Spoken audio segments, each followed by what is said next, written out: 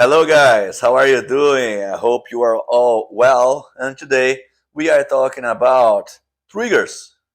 Let's understand two different kinds of triggers that you will find when looking for a pistol or a rifle or maybe for a shotgun, right?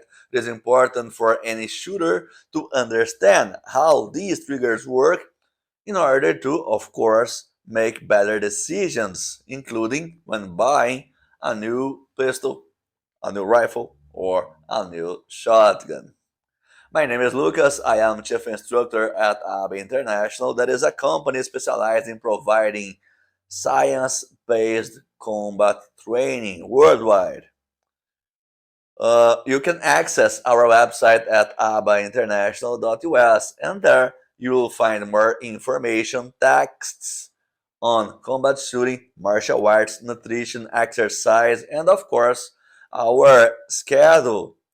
And then, using this website, you'll be able to join one of our courses. I hope to see you in one of these courses very soon. But let's go straight to our subject. But before that, of course, don't forget to subscribe and to turn on the notifications because in 2024 you will have access, free access to 366 videos on combat shooting, on fighting, on self-defense, and every kind of information that may be useful for you to become more capable of defending what matters to you. Let's go. So, triggers. Today we're going to talk about two kinds of triggers. Okay, let's start from the beginning. Single action. This is a 1911, and as all 1911s, it has a single action trigger. It means that my trigger, when pressed, just when squeezed, just acts in a single way, in a single form, just perform one task. That is, release a system that was previously prepared. So if I try to press this trigger when the pistol isn't cocked before, when the system wasn't armed before, nothing will happen.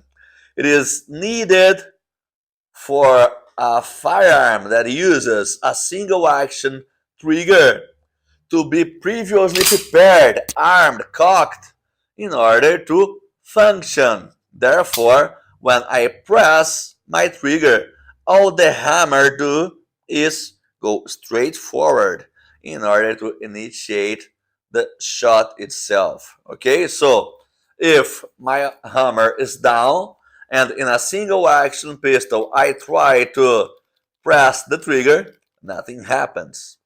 It is different though when we're talking about double action pistols. In a double action pistol, when you press the trigger, two things happen. First, during this movement of pressing the trigger, you can see your hammer is coming backwards. And at the end of this movement, oops, it is released. And then the shot happens. Therefore, this is why the double action triggers have their names. Because there are two actions happening when you press the triggers. First, the hammer is being cocked, the system is being armed, prepared, the springs are being compressed, and secondly, all the systems are going to be released and the shot is going to happen.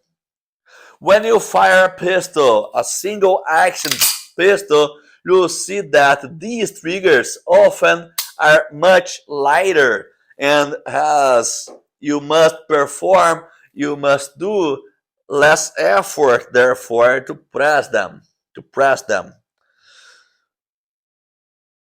On the other hand, the double action triggers are much heavier and therefore, and also you have a path, a much bigger path to go from point A until the point where your pistol will actually shoot.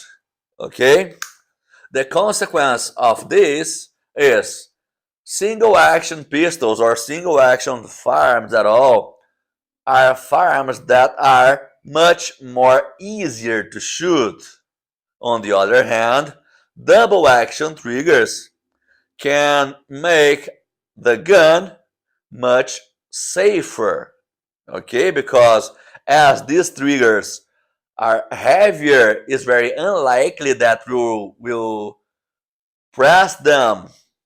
I mean, without being totally focused on doing so. When you are carrying a single action pistol, it is paramount, it is mandatory that you use your safety on. Okay?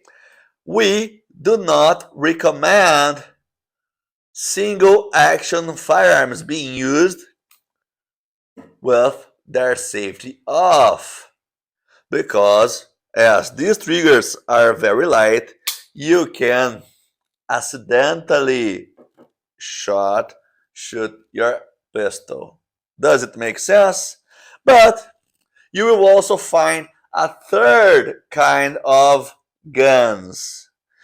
These pistols that try to combine the two kinds of triggers. You'll see also it on revolvers, but let me show you. In some pistols, you can carry them with your hammer down. When you press this trigger, bang!